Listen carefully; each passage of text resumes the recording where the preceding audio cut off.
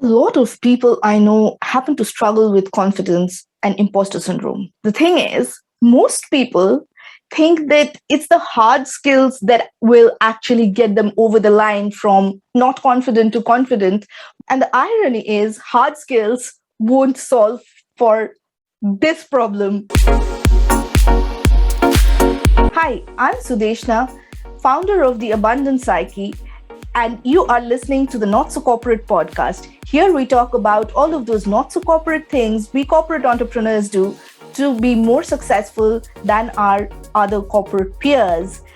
And today we are talking about confidence again because I received a ton of comments, a ton of feedback on the fact that confidence is actually one of the things that is holding so many of you back. I just wanted to shed some more light on this. This is one of the things that obviously I cover a lot more in depth in the Abundant Psyche principles. One of the things that I tend to tell people is that you are in search for hard skills, whereas actually people want to see the human skills. And this is something that we don't realize, that when hiring managers are hiring, when managers are assigning tasks, when they are looking at people for appraisal, they are not really going around and seeking people who can write 10 lines of code to the perfection.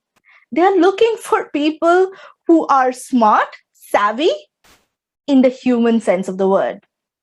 They understand the problem, they can logically solve it using the resources that they have, which at times, most of the times, means that you can influence other people, you can get along well with other people, and you can actually make things happen. When you start making things happen, things move. And a lot of the times, whether or not you can make things happen depends on whether or not you can influence other people. I'll give you an example from my career. A few years back, when I moved to London, I had a good stint at Deloitte. Everyone liked me. I got along with people. I was getting job offers from the other consulting houses, from banks, etc. But what I did was I basically gave up my career there and I moved to London, and I was convinced that no one was going to hire me because I was probably lacking hard skills.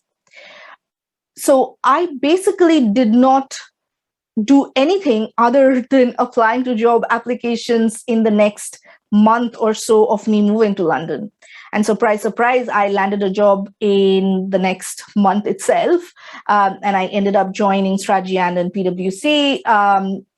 At the end of 6 months, it was a bit crazy that it took that long, but they have very stringent background check procedures, etc. So yeah, so that was how I landed in PwC. But that period lasted for a good 5 to 6 months, and sometimes people write these off as career gaps, career breaks. Well, I didn't really get up to much because I was on a sabbatical, I was on a break. Well, the thing is, your break is actually teaching you those human skills that will bring in so much value into your job.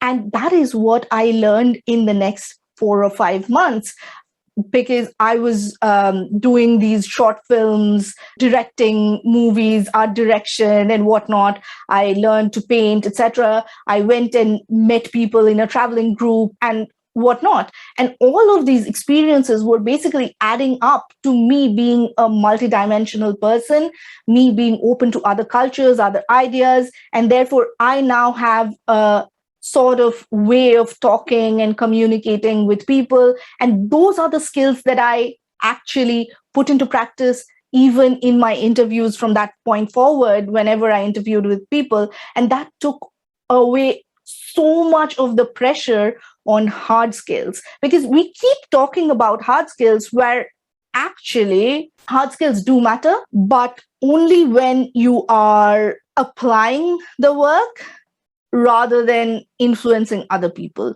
And of course, you have to get 2 plus 2 correct, right? Otherwise, the systems will fall apart. How much ever we know that 2 plus 2 could be 5 if the definition of 5 was different. Anyway, there's something for you to think about. What I would suggest is instead of focusing so much on your hard skills, on investing into the next AI course, the next ML course, well, if you want to be a professional in ML and AI, you definitely need to do that. But you need to stop obsessing about, I don't know enough, therefore I'm not enough. Because you are enough, my friend. You are enough. You are just second guessing yourself. And guess what second guessing does? It lowers your confidence. Look, I'm not the person who will say that you don't need any technical competence. You, of course, do. And you, of course, need to be constantly striving to make yourself better technically as well if you are choosing a technical career path. But that doesn't mean that whatever value you have at this point is not enough to get something correct. Like, of course, if you don't know how to perform heart surgery and you start saying that, okay, I'm confident I can do a surgery, that's craziness, that's madness. That doesn't work.